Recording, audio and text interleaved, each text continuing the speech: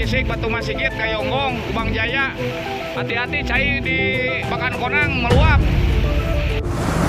Ini fenomena yang hampir semua orang tahu dan merasakannya, di mana musim panas dan musim hujan sudah tak lagi memakai jadwalnya seperti dulu, seakan alam ini sudah tak lagi mau disiplin dengan aturannya sendiri. Benarkah demikian? Musim panas belum tuntas, tiba-tiba datang hujan, dan begitu juga sebaliknya, ketika belum genap setengah musim hujan, musim panas hadir. Orang dari generasi 80-an mungkin berpendapat sama, pergantian musim menjadi sangat ekstrim dan dinamis. Ini dirasakan seluruh penghuni pulau yang terbentang di Nusantara kita ini, dan mereka berpendapat sangat berbeda di zaman ketika mereka kecil dulu, entahlah.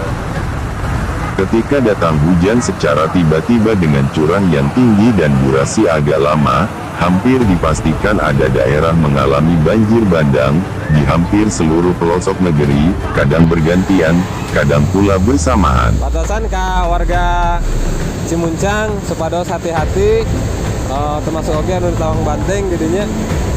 Juga pertosan anu aliran Cicadas, jadi perantos naik melewati jembatan. Atau nuhun juga pertosan anak ke Bapak RT, Bapak Linmas, sadayana papuluh siap siaga bila terjadi hal-hal anu terjadi. Atau nuhun. Begitu musim panas melanda hampir pasti ada bagian hutan yang mengalami kebakaran, dan terjadi hampir di seluruh pulau mengalami hal tersebut.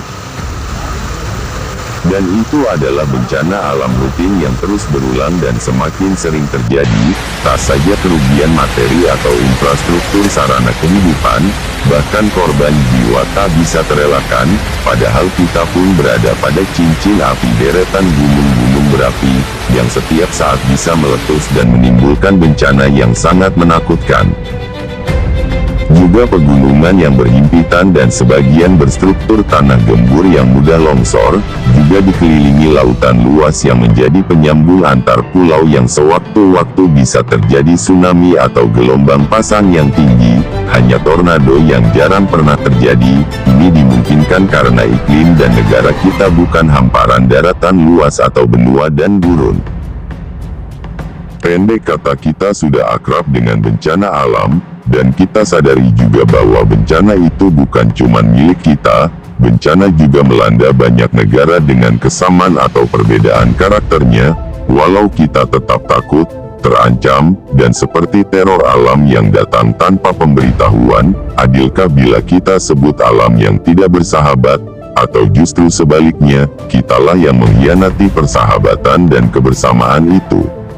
Bila kita bertanya pada rumput yang bergoyang, maka jawabannya jauh lebih jujur dan objektif ketimbang kita bertanya kepada nafsu syahwat dan kerakusan kita. Bahkan para ahli sekalipun yang mulai tidak jujur dan sama-sama hobi hidup senang tanpa punya empati dan kepedulian.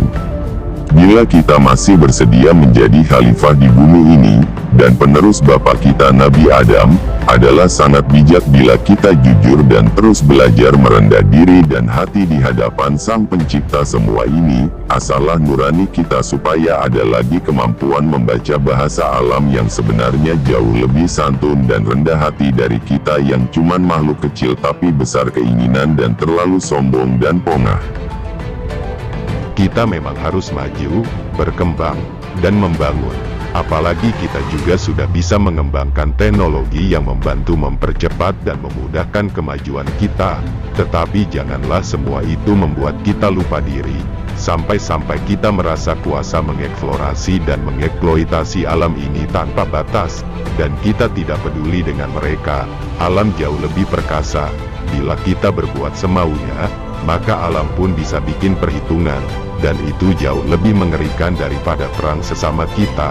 So berlakulah sopan terhadap alam, jangan mengundang mereka menjadi marah dan tidak ramah. Mari kita renungi bersama. Wallahu a'lam.